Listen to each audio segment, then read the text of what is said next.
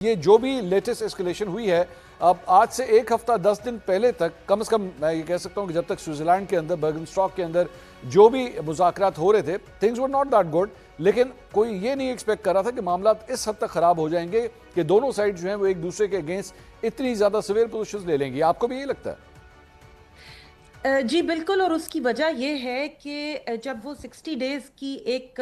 Time line تھی کہ اس کے دوران نیگوشیشن ہوگی، تو ایک تو دونوں سائڈز نے اس جو میمورینڈم آف انڈرسٹینڈنگ تھا اس کو اپنے اپنے طریقے سے سمجھا. ایران نے سمجھا کہ اب ہمیں کھلی چھٹی مل گئی ہے کہ ہم آبنائے ہرمز کے جو رولز ہیں وہ اپنے حساب سے بنا لیں، جس سے ہم نے ٹول لینا ہے. انہوں نے 60 ڈیز کی 60 دن کی چھوٹ تو دی تھی، لیکن اس کے آگے وہ راستے ہم بنا لیں اور وہ طریقہ کار بنا لیں جس سے آگے ہم لوگوں سے ٹول لے سکیں. جبکہ امریکہ کی انٹرپریٹیشن یہ تھی کہ اب آبنائے ہرمز میں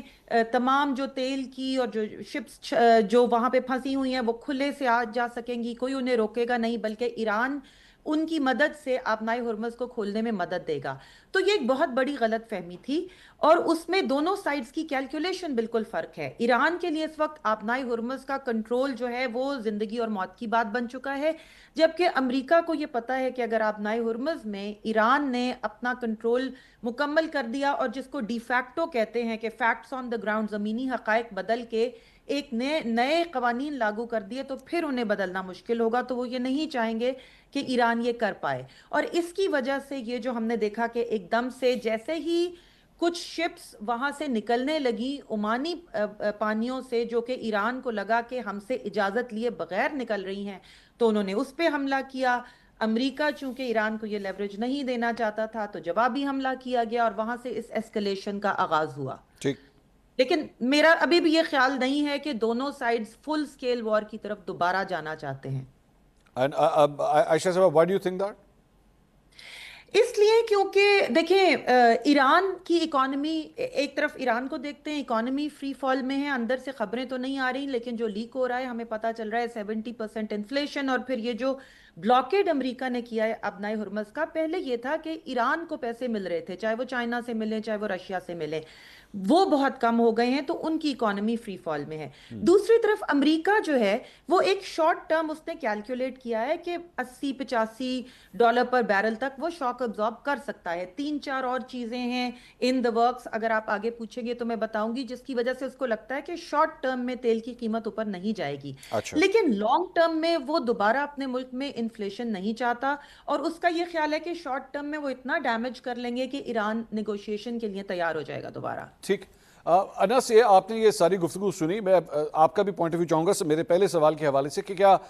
جو سچویشن ہم نے سوئٹزرلینڈ میں دیکھی تھی وہاں پہ تو نہیں لگتا تھا کہ معاملات اتنی جلدی خراب ہوں گے، کیونکہ وہاں پہ ٹیکنیکل کمیٹیز کی میٹنگز کی بات ہو رہی تھی کہ جناب وہ سلسلہ شروع ہو رہا ہے، دوسرا راؤنڈ شروع ہوگا، اس کے بعد قطر کی بھی بات ہوئی کہ جناب وہاں پہ بھی جو ہے ایک راؤنڈ کم از کم وہاں پہ بھی چلے گا. لیکن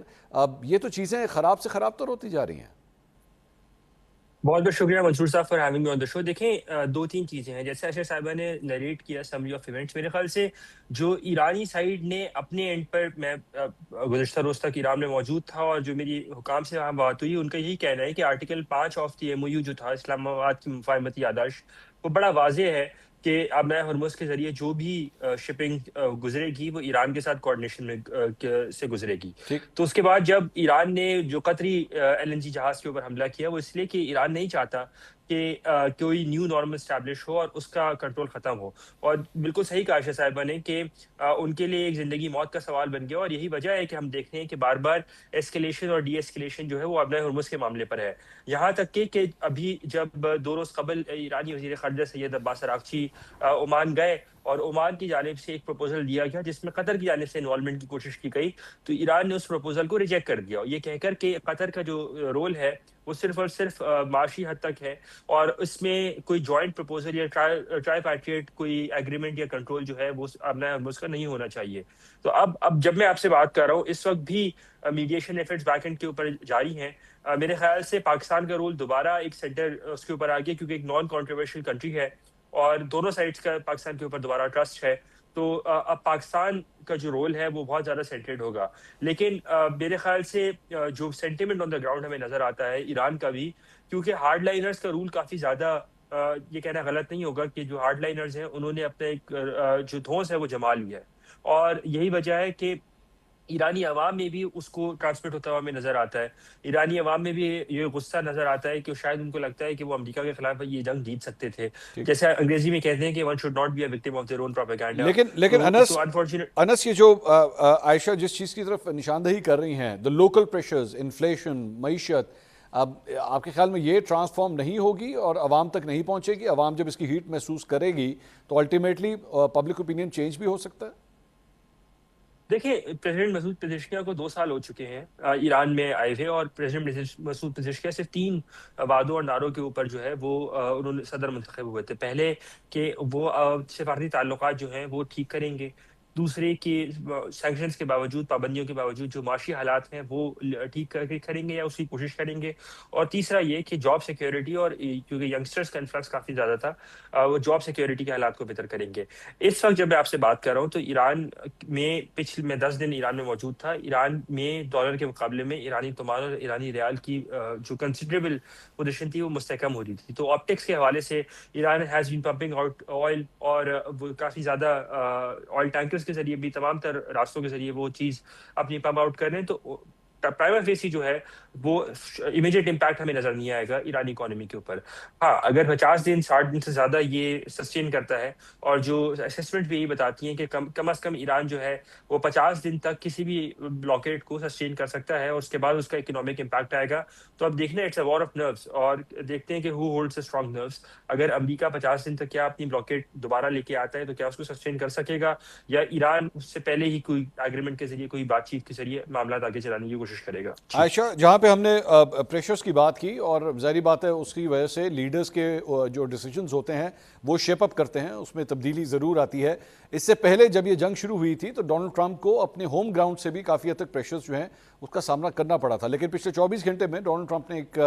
سوشل میڈیا کے اوپر یہ پوسٹ کی کہ میری اپروول ریٹنگز جو ہیں وہ 59% کے اوپر، 59% کے اوپر پہنچ چکی ہیں. پہلی بات تو یہ بتائیے گا، کیا یہ واقعی اپروول ریٹنگز یہی ہیں، یا اور آپ کے خیال میں جو لوکل پریشرز تھے، جو امریکی عوام جو انفلیشن کی ہیٹ محسوس کر رہے تھے، کیا وہ نہیں ہیں وہاں پر؟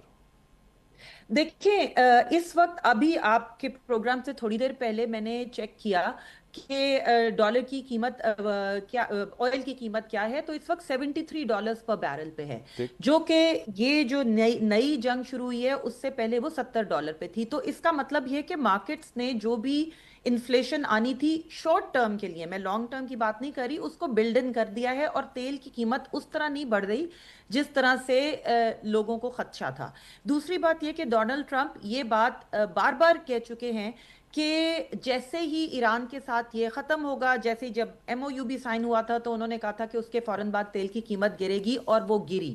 تو ایک طرح سے شاید وہ پبلک کو یہ یقین دلانے میں کامیاب ہو گئے ہیں کہ یہ ایک ٹیمپرری رائز ہے. بٹ اگین دیکھیں، ایران کے لیے بھی جیسے انس نے کہا، اور امریکہ کے لیے بھی اس کی قیمت بدل جائے گی اگر یہ زیادہ دیر تک جاری رہا. تو دونوں سائڈز کی کوشش یہ ہوگی کہ وہ دوسرے کو زیادہ سے زیادہ نقصان پہنچا کے مذاکرات کی میز پر واپس آ جائیں. اور جہاں تک ڈونلڈ ٹرمپ کی اپروول ریٹنگ کی بات ہے، تو اپروول ریٹنگ ان کی ابھی بھی کم ہے. اس کی وجہ یہ ہے کہ امریکہ میں معاشی مشکلات ابھی بھی جاری ہیں، اور تیل کی قیمت جو بڑھی تھی اس کے اثرات ابھی تک ہمیں اکانومی پر نظر آ رہے ہیں. وہ ساری چیزیں تو امریکہ میں چل رہی ہیں، لیکن ڈونلڈ ٹرمپ کا بھی یہ خیال ہے کہ یہ جب ایران کے ساتھ معاملہ سیٹل ہوگا تو شاید حالات بہتر ہو جائیں گے. لیکن شارٹ ٹرم میں وہ بہت زیادہ پریشر ایران پہ ڈالنا چاہتے ہیں، کیونکہ وہ یہ نہیں چاہتے کہ آپ نائے ہرمز میں ڈی فیکٹو ریالٹیز چینج ہوں، کیونکہ جب وہ مذاکرات کی میز پہ بیٹھیں گے تو یہ ایران کا سب سے بڑا کارڈ ہے، جس کی وجہ سے یہ ایران کے لیے زندگی اور موت کا مسئلہ ہے. اور اگر ایران اس کارڈ کو یوز کرتا ہے تو پھر امریکہ کے لیے اپنی بات منوانا بڑا مشکل ہو جائے گا. انس، اس سارے معاملے میں کچھ ثالثی کے کردار کے حوالے سے بات کرنا چاہوں گا، کیونکہ اس مرتبہ قطر جو ہے وہ بھی ظاہری بات ہے اس کو بھی ایک ڈینٹ لگا، اس کے جہاز کے اوپر بھی جو ہے وہ حملہ کیا گیا، اور اب